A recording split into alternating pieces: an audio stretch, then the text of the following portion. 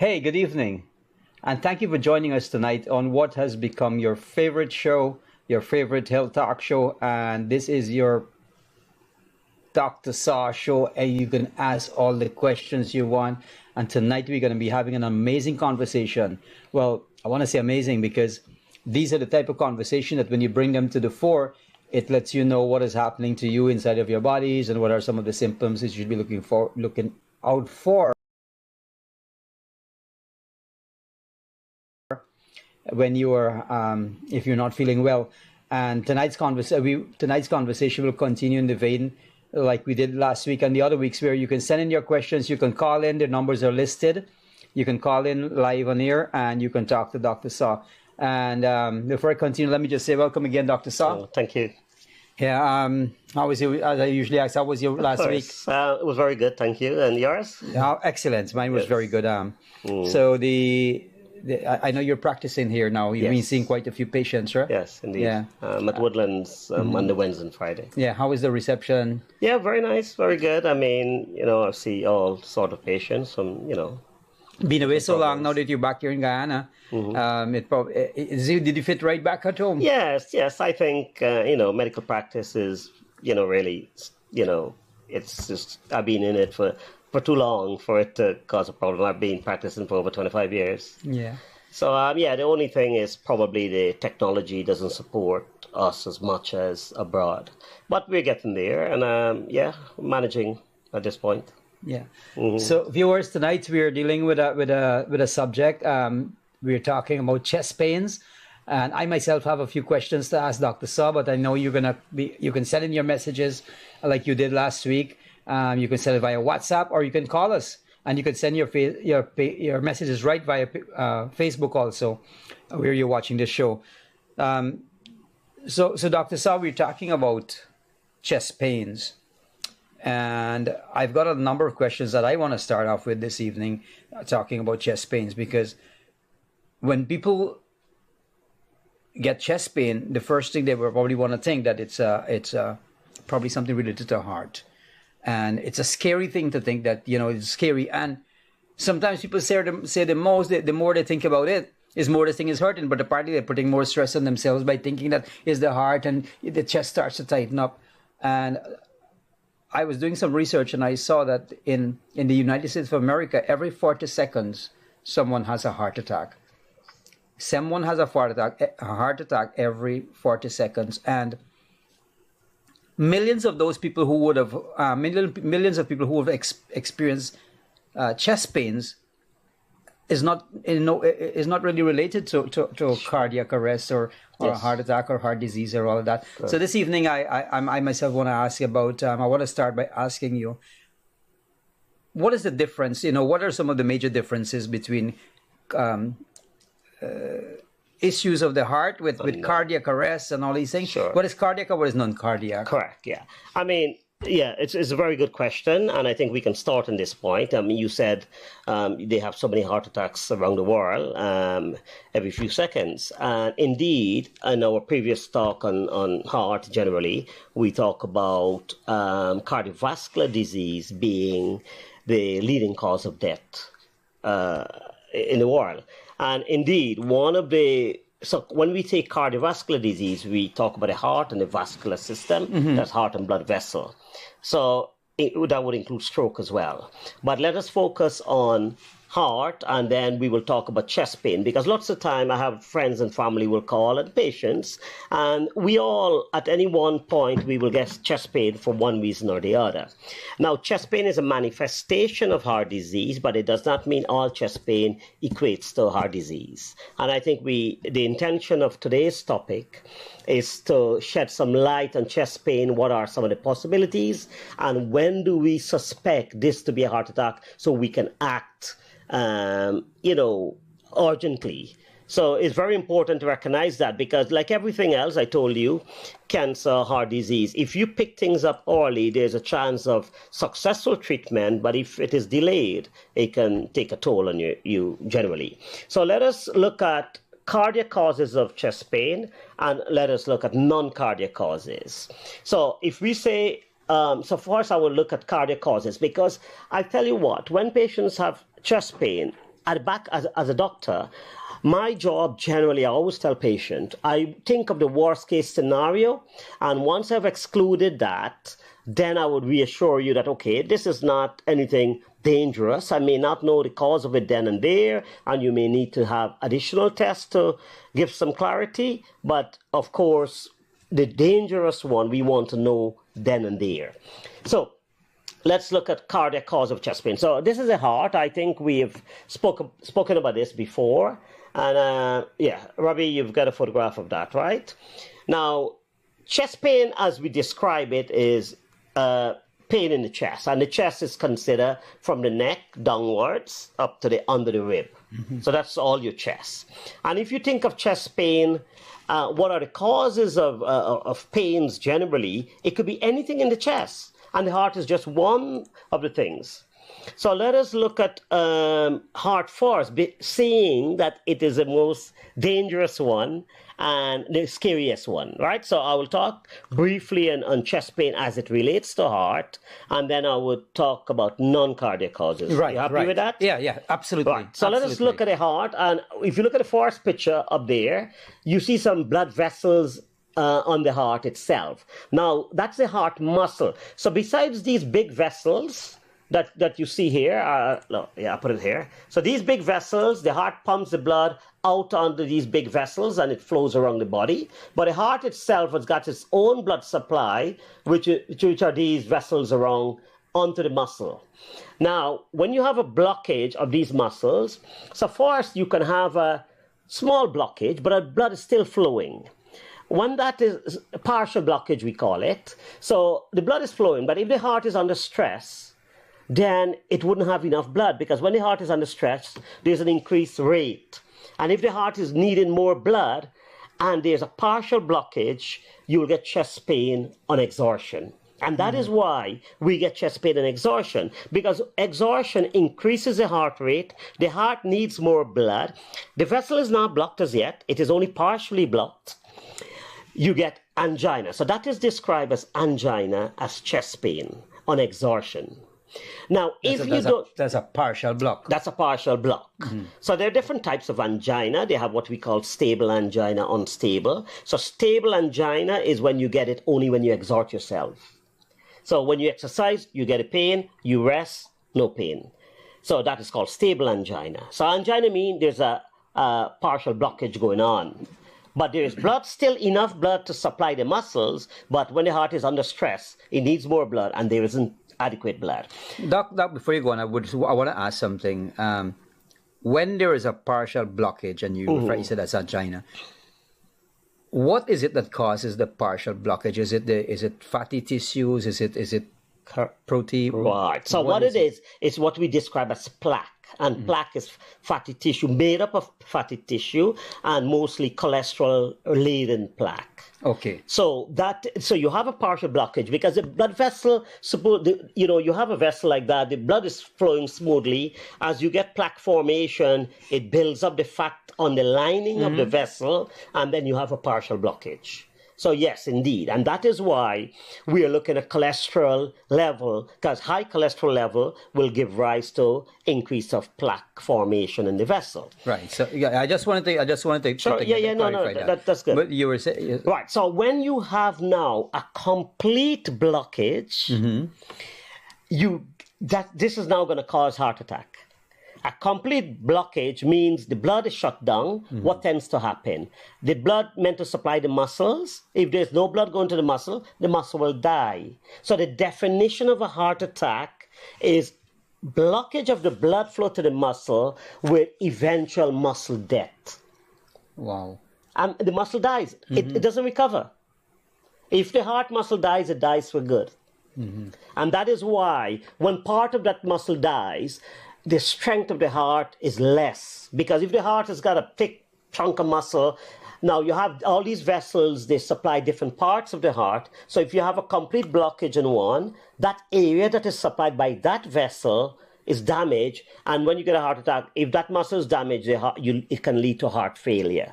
So the heart, instead of pumping all the blood that it receives, it will pump a fraction of that blood. And that is what is defined as heart failure. But we're coming back to chest pain. So I will just link how chest pain. Right. So when you get chest pain initially, you can get chest pain on exhaustion because there's not enough oxygen going to the muscle is under distress, and you get pain. And we call that ischemic pain of the muscle, and of course that is angina, which can, if you don't take it in hand, it leads to heart attack.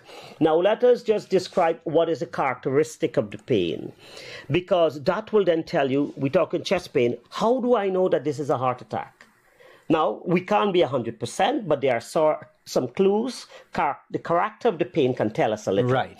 So I said to you, first thing, chest pain and exhaustion.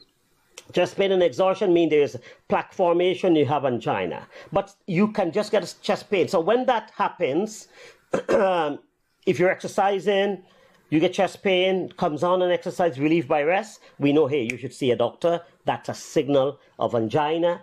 You're not having a heart attack as yet, you're having an angina. Now, as you carry on now, and the vessel get more and more, so two things can happen. What tend to happen generally, the plaque breaks off. So that little fatty tissue, so you have that blood vessel, that little fatty tissue, the plaque breaks, and a blood clot comes and form on top. Because if I injure you or you have a cut, what happened? That's right. A blood clot come and sit on it. Yeah. So it's likewise when this is a blood vessel. Blood is flowing all the time. Right, exactly. So when there's an injury to the vessel, a clot comes to protect it. Right. So it doesn't bleed. That's right. So a blood clot forms there, and that blood clot causes the total blockage. So you can get a plaque, it breaks, and a clot come and form, and so it's not a plaque itself block up the whole vessel. Is the plaque becomes unstable. As the plaque gets bigger and bigger, it breaks off and it becomes unstable. It breaks off, it's unstable, it breaks off, and then a clot forms. And that is why in the management, why do we take aspirin? We take aspirin to prevent the clot formation. Aspirin thins the blood. So you take the aspirin to prevent the clot formation.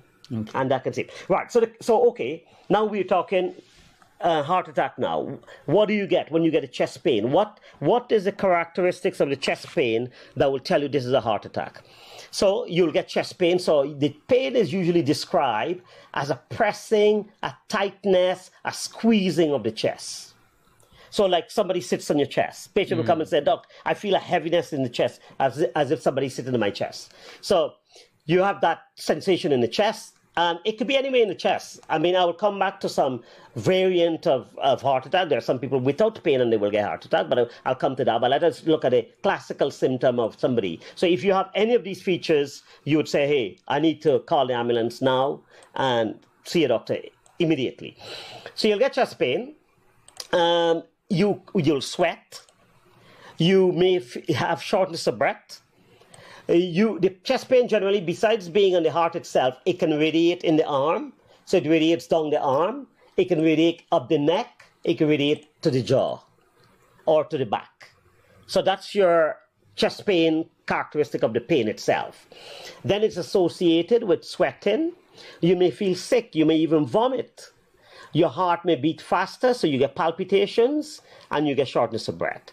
So anyone who's got chest pain that fits that description, and the pain goes on for more than 5-10 minutes, you know, hey, I need to call the ambulance now. I'm not sitting on this. And especially so if it came on, let's say after you've done you have exhausted yourself. But I said to you, the plaque can break off anytime, and you could be even at rest watching television, and the plaque breaks off, a clot form, blood vessel block right away. So you don't have to have a heart attack while you're exercising or while you're doing something. Right. People with angina, generally, when they have a partial blockage, they will get these symptoms beforehand. And those are warning signs. So if you start getting pain and exhaustion, that's a warning sign. But that's not a heart attack, but it tells me if I don't look at it, it may lead to a heart attack. So that's when you get a heart attack at rest. Now, okay, what do we do? If you were to get that, of course, you call the ambulance. If you want to do something at home, so you want to be having enough oxygen, so you want to be in an open air kind of place. Take away all tight clothing. don't eat or drink when you're having that symptom. I mean, if you're having that chest pain of that nature, because of course, if you then arrest or you tend get a so what tends to happen when that happens where you're having a blockage, the heart meant to beat because of electrical activity, it disrupts the electrical current, and then the heart start to go, it can either stop beat or it start to tremble like that. We call it fibrillation. So in fibrillation, instead of the heart squeezing tight, it's just doing a little fluttery shivering. Now, when it shivers like that, it can't pump the blood, and that's when you get a cardiac arrest. So the heart attack itself blocks the vessel, the blockage of the blood flow then blocks the current, and the current then causes the cardiac arrest. So cardiac arrest, that's when you get a shivering of the heart, fibrillation, or the heart stop completely. I mean, every time, a lot of times when we talk, you usually say that there is some electricity. Correct. Making things correct. But you want to just explain that a little bit for me, please, for our viewers. What type of electricity and how is it that this electricity works in the body to drive this body? That right. So we have the heart. I always explain the heart in three ways. One, it has got a blood supply that supplies the heart, the muscles. Two, it is a pump. The muscle has got a cavity. Right. And it's a pump, so it squeezes blood, and the third one, it's got an inherent electrical circuit. Wow. We are born like that. It's got an inherent, and it fires on its own. Mm-hmm. It's a spontaneous firing. So at the top of the heart, you have electric origin of the current, and the genesis of the current is the formation of current has to do with electrolytes. In our body we have electrolytes, you have calcium and magnesium and potassium and all these salt, and then they create what we call action potential, electric charge. Right. And these charge tend to fire.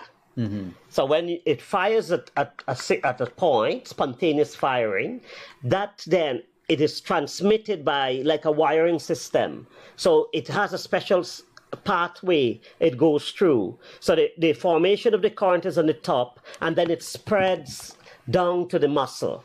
So wherever there is a problem with the muscle where the wire can't, let's say, pass through there, or the current can't flow smoothly because there's no oxygen and the muscle dies, you get electrical malfunction.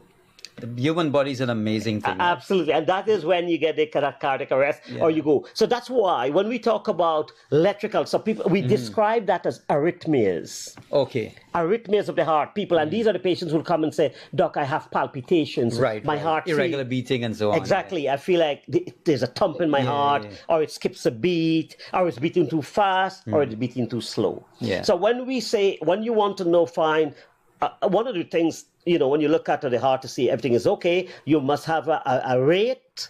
We look at the rate and the rhythm of the heart when we look at an electrical circuit, if the circuit is working well. So the rate has to be between 60 and 100, and the rhythm has to be regular. So, lub-dup, lub-dup, lub-dup. If we go du-du-du-du-du, there's a problem. Something wrong, Right.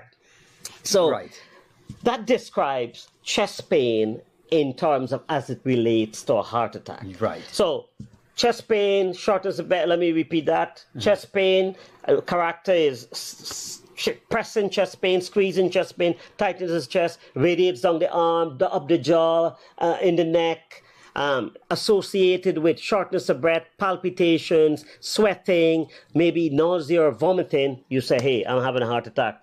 You call the ambulance. Now, before you move on, Doc, one more thing I want to ask you. I was told today when this thing came up that men and women have different symptoms for a heart attack. Is that true? I wouldn't say it is totally true, but the thing is, women, it is true to an extent, because what tend to happen, women tend to have what we call atypical presentation. So what I just described to you would be a typical presentation. Yes. So women, lots of times, more than men, they tend to have atypical presentation. They may not have chest pain, they may have tummy pain. Okay. Abdominal pain. They may have breast pain, as they would describe it. They may have back pain. Also, elderly patients can have no pain because their pain a little bit more blunted.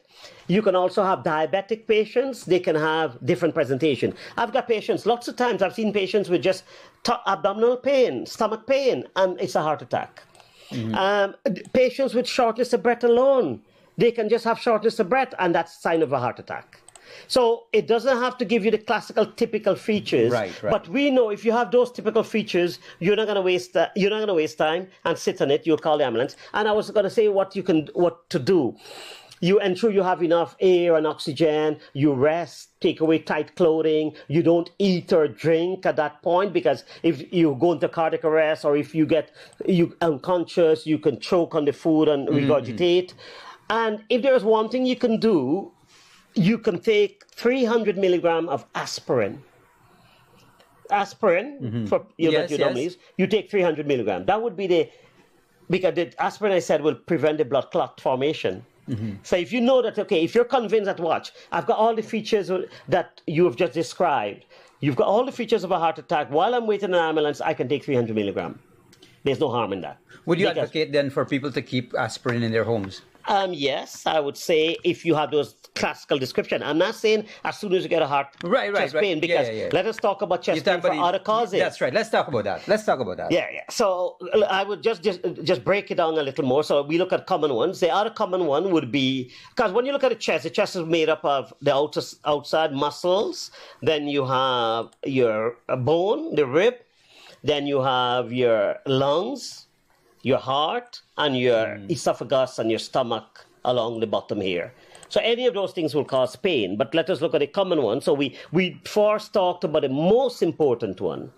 Now we talk about the next common cause. As a matter of fact, the most common cause probably of chest pain is gastrointestinal causes. And that would be your stomach problems. Now, stomach problem, acid reflux, that's the most common. We call it GORD or GERD. Right. Gastroesophageal reflux disease, GERD, right? Now, that's your reflux problem. How do you know you get that? Now, you can get typical presentation. Yes, you'll get chest pain. You may feel as if food is coming up your throat. You may have that bitterness in your throat or your tongue because there's acidity coming up there. You may have, it may be related to food or starvation. So if your stomach is empty, if you have something like a peptic ulcer, because if you have reflux, it can lead to ulcer formation in your stomach. And ulcer can give you pain. You have pain when there's no food inside, the acid works, you get pain. Or even if you have an ulcer and you eat and the food aggravates the ulcer, you can get pain. And lots of people with so we look at stomach and ulcer and reflux, but there are other gastrointestinal causes. Gallbladder, stone, Yes. Gallstones, to describe that as. So your gallbladder produces bile to digest your food. So when you eat food, it squeezes bile into your stomach, and then it helps with the digestion. If you have gallstone, you can have more, that system doesn't work very well, and you have acidity. You feel reflux, you get bile in your taste. Now, so gallbladder disease, peptic ulcer disease, you get an ulcer in your stomach, and you have acid reflux. If you have cancer of your stomach, also you can get pain from the stomach. So I'm giving you stomach causes. Right. So classically, you wouldn't get these. I mean, lots of times you can relate it. Okay, right, there's something with my stomach. Every time I eat, I have some discomfort. I get bile in my mouth. But I tell you what, I mean, lots of times it's difficult to tell. You don't know if this is reflux or this is that. And that is why I would do, when I have high-risk patient, I will tell anyone, if you're in your 20s, I mean, more and more, we are seeing younger patients with heart attack. But if I'm in my 20s and I feel that I'm getting a bit of chest pain and I attribute it to reflux, this chest pain may go on, frequently, maybe every couple of days I'm getting it, and it's related to diet and stuff like that. I know, and I can exercise, I can play football, I can run and play cricket, and I'm not getting pain. It is very unlikely for that to be your heart. Right. You're in your 20s, you don't have any risk factor. But if I am in my 40s, I have diabetes, I have high blood pressure, I have high cholesterol, and I have a chest pain, I don't care if it is gastric related. My risk factors are, I have high risk factors. I would ensure that it is not due to the heart, because that's the thing going to kill me. So I would always seek medical help. So it is just having that degree of suspicion and looking at your risk and being able to, do that. Quickly, I know we spent a lot of time talking on this. We got some questions came in also, but it's important we talk about this. Yeah, so we look at gastrointestinal causes, so esophagitis and inflamed esophagus. Anxiety. So there is a type of anxiety where when you're anxious, what happens? You feel as if things are churning up in your tummy. Right. So you can have more acidity. Sometimes you're anxious, you want to go to the toilet more. Your bowel. The bowel system or the gastrointestinal system has got an inherent nervous system. And it works like with your nerve. Right. So when you're anxious, people would say, hey, they go to the toilet 2-3 times. And it is natural. Likewise, you're under stress, you produce more acid. And those things can provoke pains. So that's your gastrointestinal pain. And another common cause would then be musculoskeletal. I'll come to lung in a minute, but let's talk about the other common one, is musculoskeletal. Now, how do you know this is musculoskeletal? Lots of patients will give a history. Oh, I've just came back from the gym, I've just exercised, and I feel some pain. Now, it could be heart attack as well, but I tell you what will give it away. If I do movements, I twist and I feel this pain. Yeah. Right, it's a muscle. Yeah. Heart attack wouldn't do that. Right. Or I raise for something, I go collect something and I feel the pain, or if I press on it, I can feel the pain. You would say, fine, I have strained a muscle. Yeah. And those strain, they are not worrying, they're nothing to worry about. The last one, there are lots of other bits, but there's something called the big blood vessel in your heart. That comes out of the heart here, that big blood vessel, it can rupture and it splits, the wall splits, that's called an aneurysm, and that can give you a heart attack as well. Chest pain. That the blood vessel splits and that is called an aneurysm, and that's a serious condition. Actually, that's one of our questions that came in here just now. I'm going to ask you about that. Okay, we'll talk about that in a minute. Yeah, and the other one, the last one, just would be something called pleurisy or lung-related condition, because you have your lungs, and then you have the covering of the lung is sensitive, and that's called a pleura. So the lung is there and you have like a sheet around it. Right, that's called a pleura. And when there is inflammation of that pleura, you get chest pain. But classically now, so how do I differentiate? Is this from my lung? Is this from my heart? Or is this from my stomach? I've just given you stomach-related conditions. Right. Food-related, heart is exercise or digestive-related and risk factors.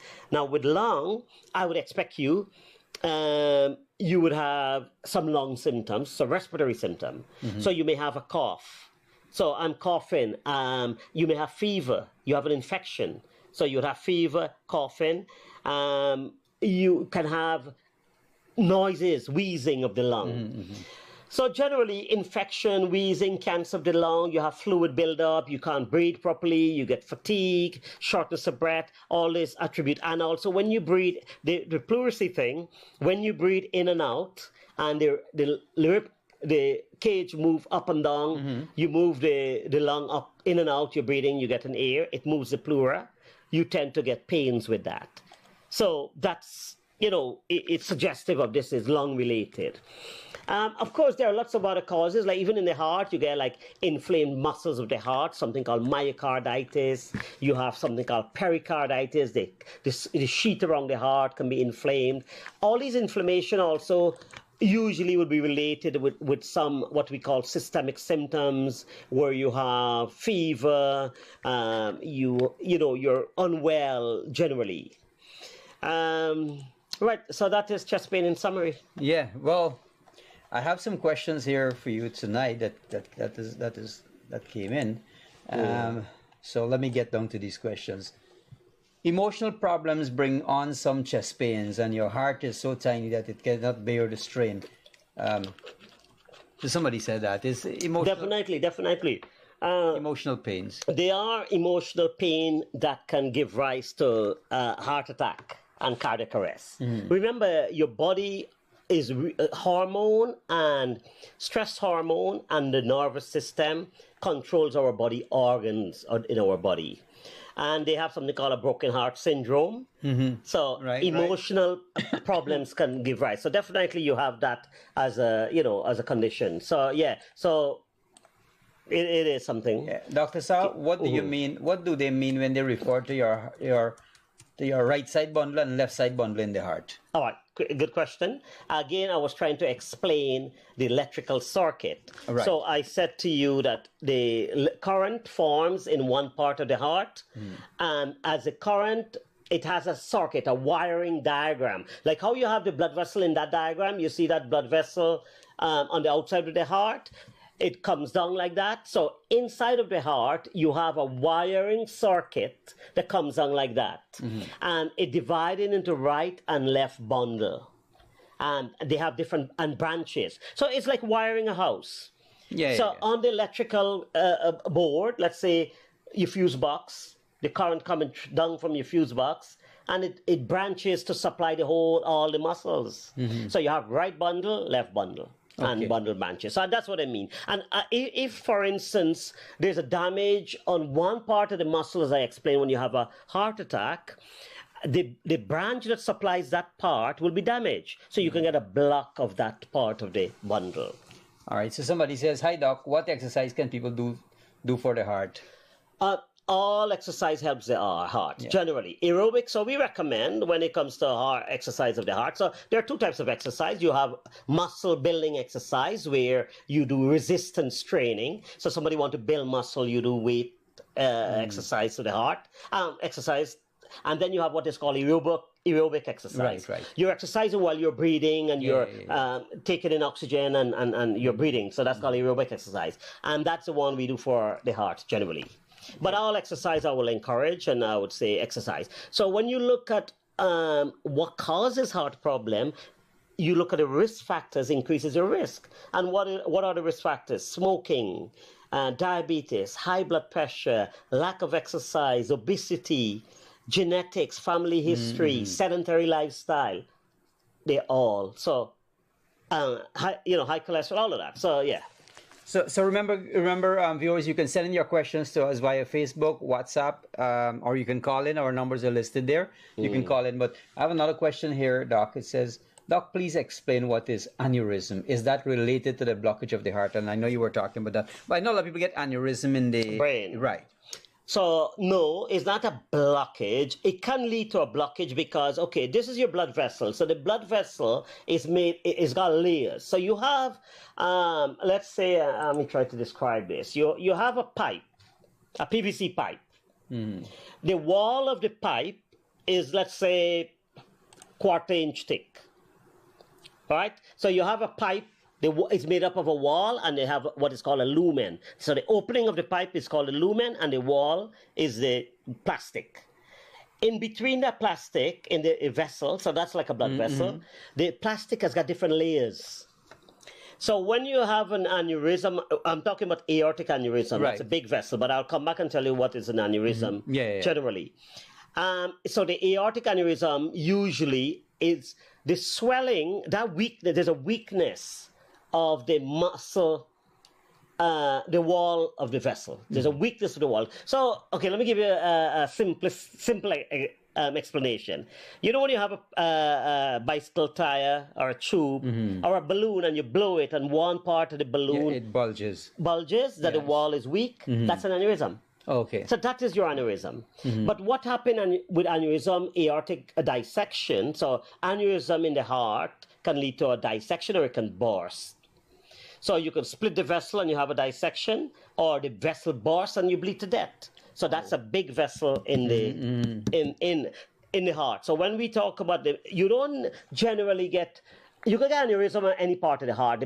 Even the muscle of the heart can give rise to an aneurysm. So the aneurysm generally is just a little weakness that bulges out, and the wall it thins the wall. So the muscle itself can get a bit of a swelling, and if it bulges out, it becomes thinner, and then it can burst. And the same thing can happen in the blood vessel. The blood vessel can burst completely. It can split in layers. You can have blood going through there, or it bursts completely. The aneurysm in the brain, similarly, there is that swelling, weakness of the wall. if you have an aneurysm in the brain that bursts, it would lead to a stroke. So that's usually that lots of time it can be genetic. You can born with an aneurysm and not knowing, and or it can be there for years and then it suddenly bursts. So people, when you see patients like in their 20s and 30s, they've got a stroke and they're not hypertensive, they don't have diabetes, they don't have cholesterol, usually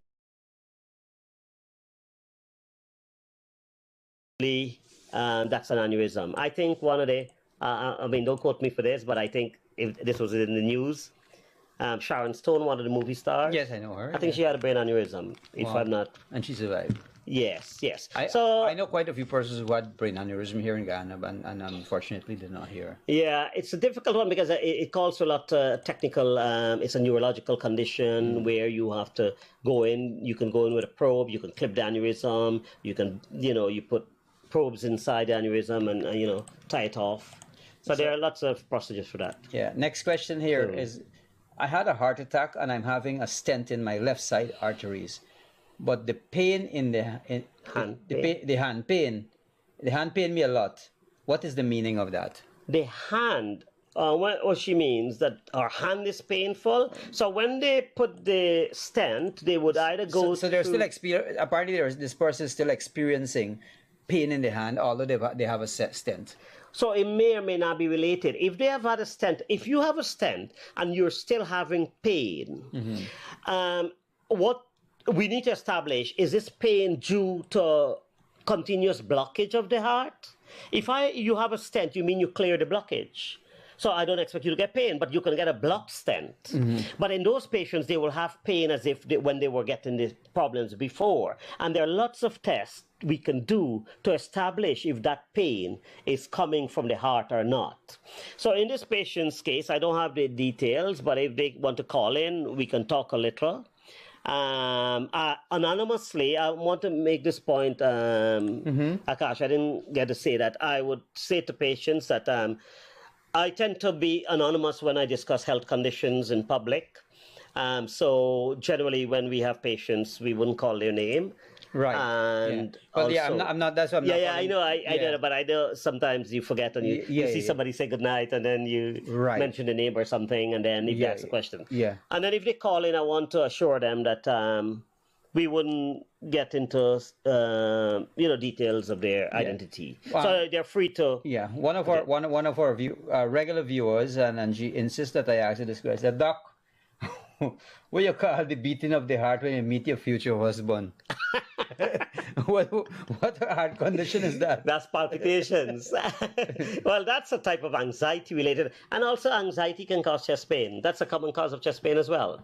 Right. So there are lots of local. When you get the butterflies and all the butterflies is the anxiety and all your stomach churning and your heart rate going up fast. It's an anxiety state that can give rise to that. So yeah, I think she's on the right track. So somebody said in the comments that when you mentioned about exercise, somebody says they need exercise more. They need to exercise more, and somebody says so please advise us, doc. How many times is enough? The guidelines tell you should exercise 150 minutes of moderate exercise per week. So how much is that? How much? 150 minutes. 150 minutes. Yeah, so that's in the guidelines. Most of the national guidelines. Hour and a half. Yeah. No, 2 hours and a half. 2 hours and a half. Yeah, 150 minutes. Yeah, that's 120 and 30. Yeah. So that's 2.5 hours. All right. So if you do half an hour a day for 5 days, you're good. Yeah. But so of course, that's the answer there. Half an hour a day for 5 days. But just more is better. But I mean, that's your. And it should be moderate exercise. And make sure. So you're not gonna just walk leisurely. Exactly. You want to. Don't warm up for 20 minutes and then do 5 minutes. Yeah, of course. So you want to get your heart beating fast. You want to be brisk walking, or So that's a current guideline. I was something else. There's on that one. There was a question. Oh, but that pain in the hand. Right. So I said you get chest pain that can radiate to the hand, and that pain to the arm and hand. I mean, that pain can be part of the angina presentation. However, when you do a stent, you have to go through the blood vessel. And so normally they go through the blood vessel of the hand, as in the wrist, or you can go through the groin, or you could go through from the below the collarbone. And you thread the catheter into the heart vessel, and then you deploy your stent.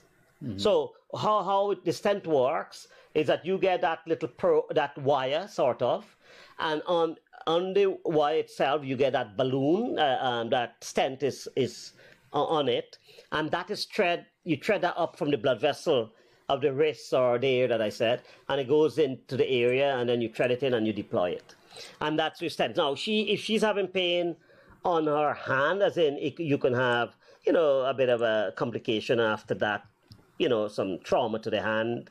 But I want to talk briefly, if we have the time, Yeah, we got some. Yeah. on some of the tests that can be done when patients have blockage of their blood vessel or they're having heart attack. All right, just let me do this one question and then you'll go to that. Doc, is it normal to have fast heartbeats during menopause? Definitely. That's one of the symptoms of menopause. So when we say menopause, you have menopausal symptoms, we talk about hot flushes and we talk about palpitations. So as your hormone change, as I say, your heart is a nervous system. It works with the nerve and the hormones and everything. It's part of that system. And you can have, when the hormone changes, you have palpitation, hot flushes. So absolutely. I was thinking, even before we do chest pain today, I was thinking, okay, let's do a topic on menopause or hormone replacement. So but there are so many topics we're going to be covering in the future. Yeah. But yeah, definitely. But you say you want to talk about something now. So we got these questions out, yeah. Yeah, good. I was going to talk about how do we know? So lots of people call me up and they ask, and I've got friends, even recently I was talking to them, and when I said I was going to talk about chest pain, they said, give some clarity on investigations for the heart. Because that's a big one. You've got a blockage and you want to know, how do I find this out? So there are lots of ways of checking. So the gold standard, if you want to know, right, do I actually have a blockage? The only 100% way of knowing is we call it an angiogram. You put a tube in, goes into the heart, you put some dye and you take a photograph. Now, that's an invasive procedure, and there's a risk of patients getting complications. You can burst a blood vessel, you can get a clot formation, you can get a stroke. I've got patients who, after angiogram, they even end up with a stroke.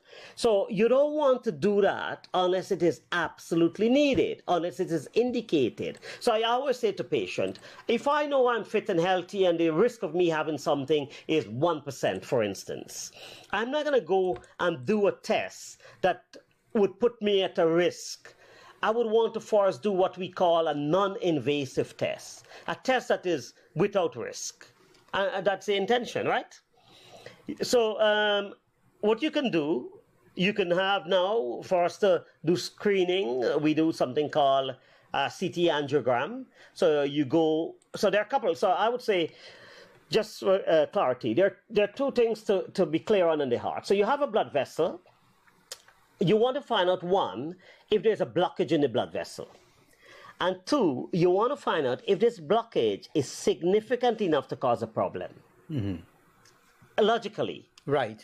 So, and that is an important thing to just conceptualize this. We're talking, we want to know, this is your blood vessel that supply the heart. If there's a blockage, you get heart attack. If there's a partial blockage, you get angina. So what's the intention? We want to know, first of all, how do I know if there's a blockage? But we know, not a total blockage, we want to pick up blockages in an early stage. So we want to know when they're partial blockage. And the test to do, we call that an anatomical test.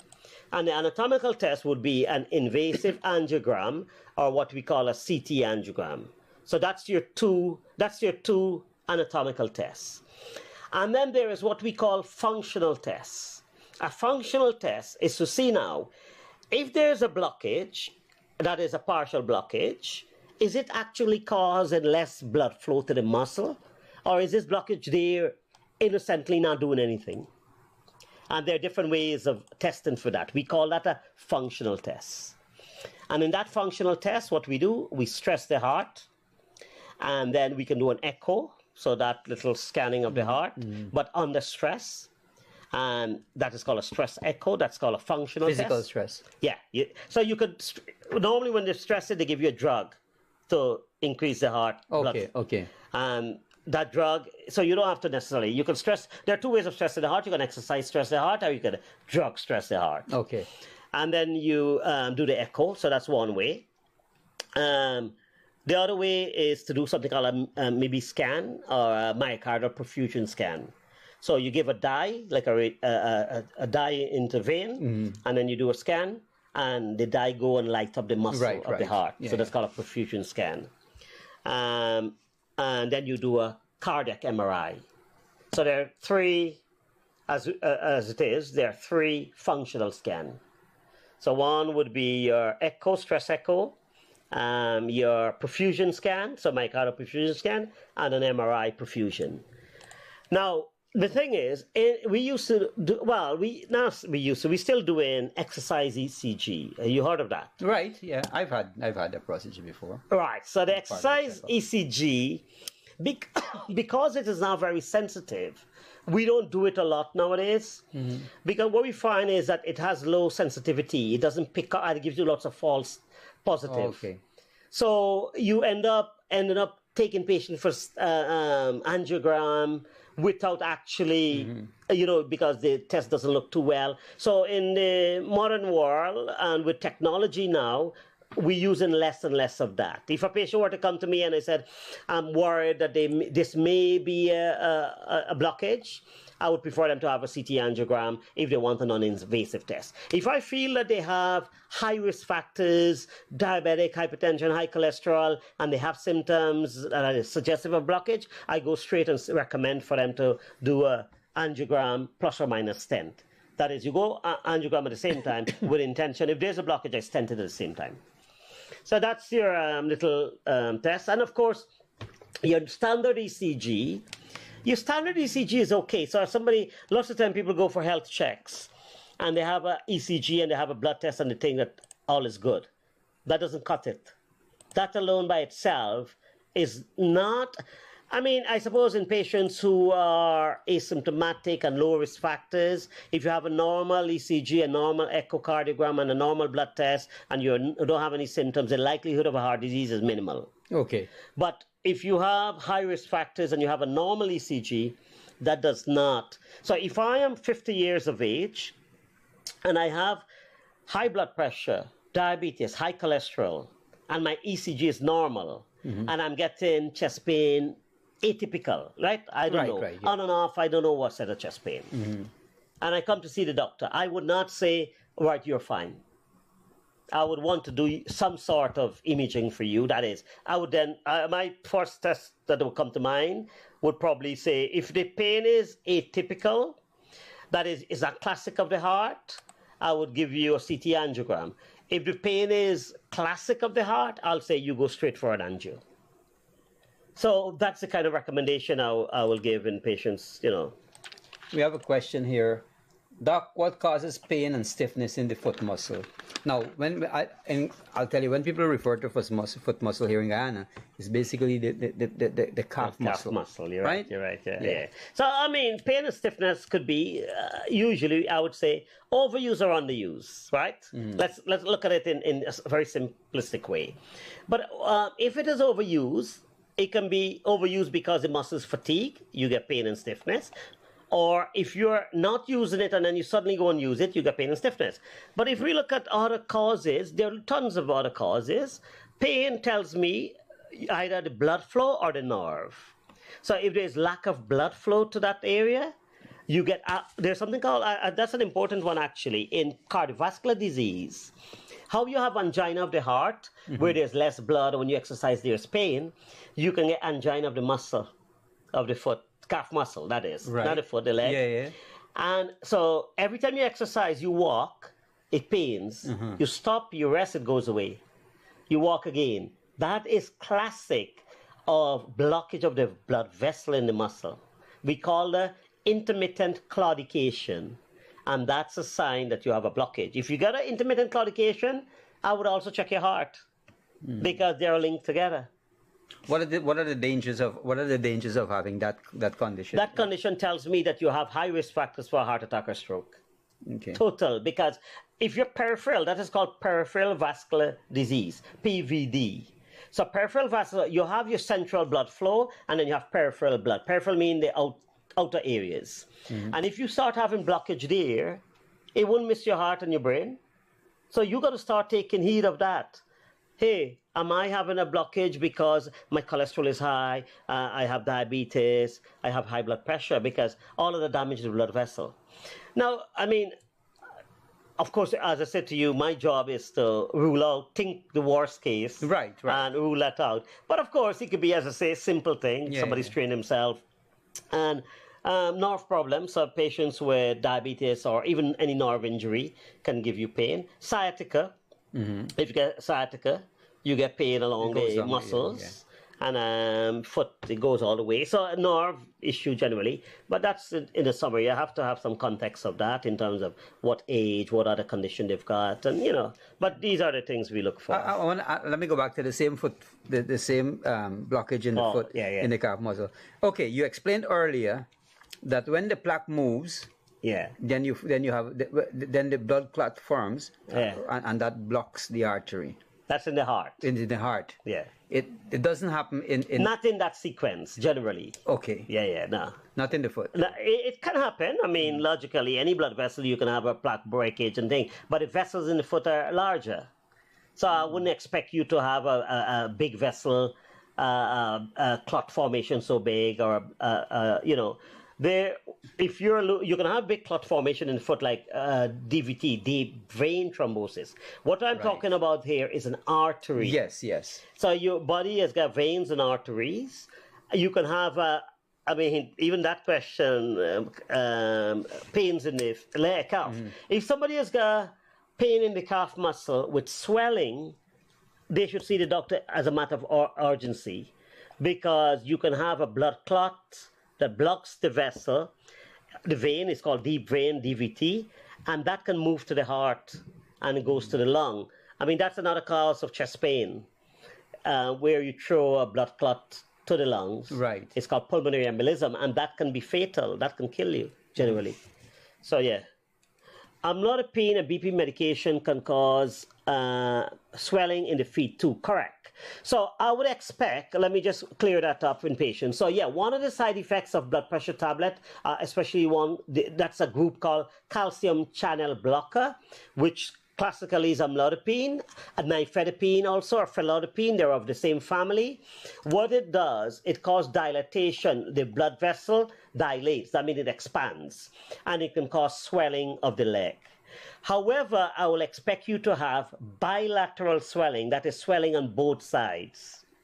So that's the difference. If somebody has got swelling on one side, and it's unusual, they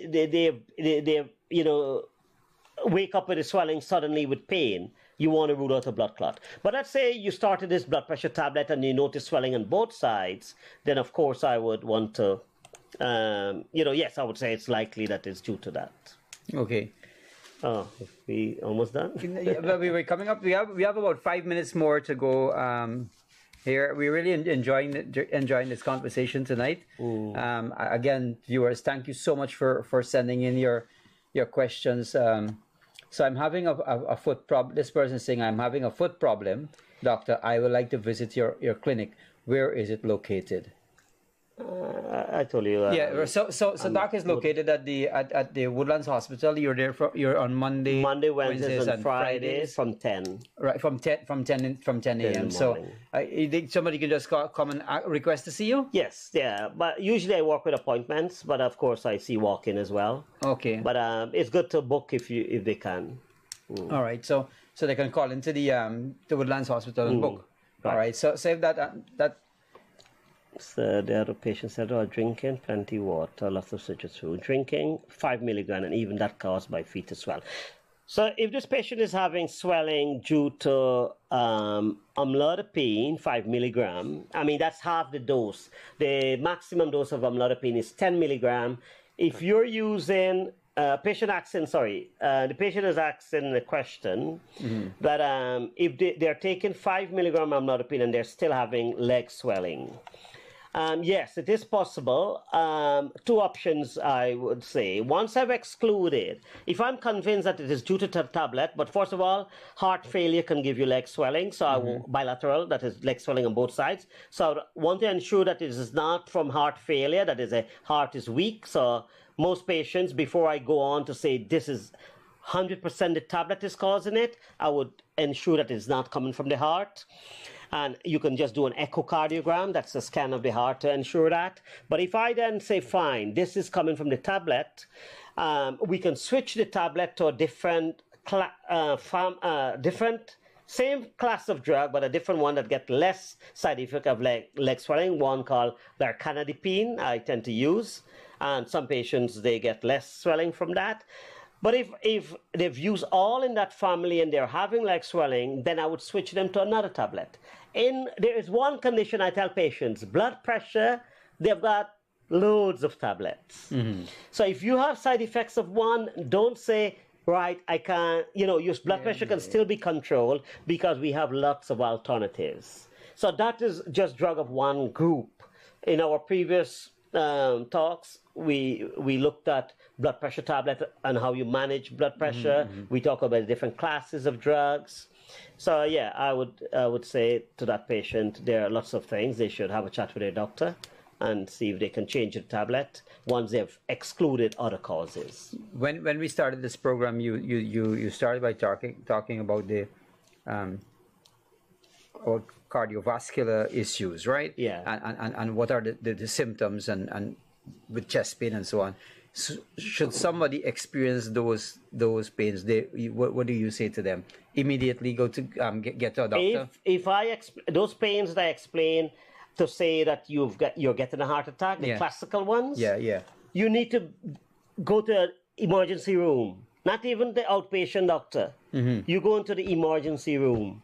You call in an ambulance. Okay. Because if you're having a heart attack and you then get a cardiac arrest, because that's what is fatal. Right. So you don't wait for that. You want an ambulance, you want to be in the emergency room. That is if you're having all those classical symptoms because you're convinced that this is coming from my heart. But if you have pains that you're unsure about, but I mean, I would always say to patients, as I say, if you're in your 20s and you're getting some chest pain that is not classic and you don't have any risk factor, you're not diabetic, you're not hypertensive, it's very unlikely. I would then, talk to my doctor. But if I know I have all these risk factors and I'm having chest pain and it's described as, as I described it, I would say straight to the emergency room. So we got about 2 minutes more to go and I got two questions. What about severe pain in the thighs? Thigh pain generally you don't get from a blockage of a blood vessel, generally, because the thigh has got bigger blood vessels, right? Thigh pain can come, the most common cause in my experience would be muscle strain and nerve pain. So patients with sciatica can get pain in the thigh. And patients, there is a condition called neuralgia paresthetica. So there's another nerve that comes out from the by your groin, and it supplies the side of your thigh, right? And you can have pain as a result of compression of that nerve.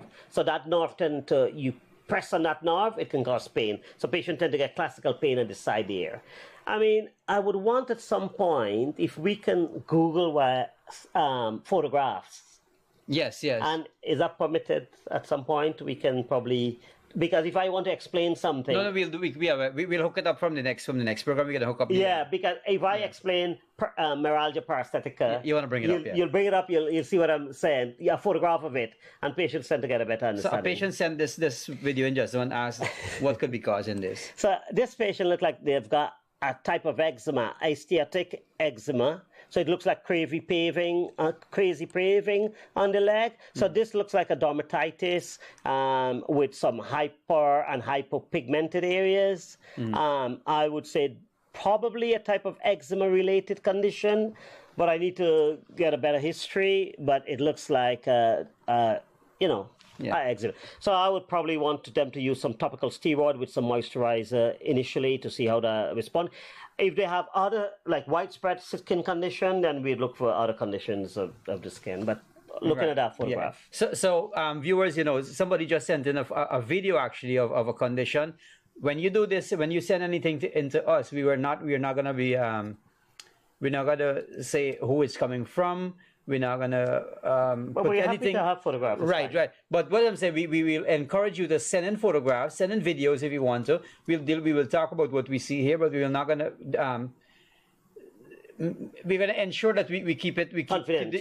Anonymous. We're highly confidential, and privacy level is really, really up. Yes, correct. So we are out of time tonight, but again, we want to thank you for joining us tonight. It was a very, very good conversation about chest pains. I guess did we cover everything there in chest I pains? think, Chest pains? the common things. I mean, there may be some weird, rare condition. Yeah. But I mean, I think we've covered most of the common things. yeah. I mean, of course, when we talk musculoskeletal, we talk muscle, rib. If you have a rib injury, rib fracture, there's something called costochondritis.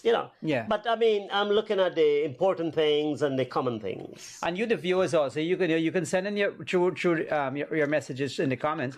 You can also let us know what are some of the topics you like for Doc Absolutely. to talk about, because this show is for you, the people out there, and we are so happy to be able to have this platform where you can have access to information about health conditions and ailments and sickness and health, as a matter of fact. So again, we want to thank you so much for joining us tonight. It was such a pleasure being here. We're going to be back here next week, Tuesday, and at 8:00, and we are going to be here taking your calls, taking your messages. Again, thank you so much for joining us, Dr. Sawh. It's always a pleasure, man. Thank you for having me again. Again, take care, and I always would say to you, be careful on the road. Watch out for those who are not watching out for you. Stay healthy. Thanks. Good night.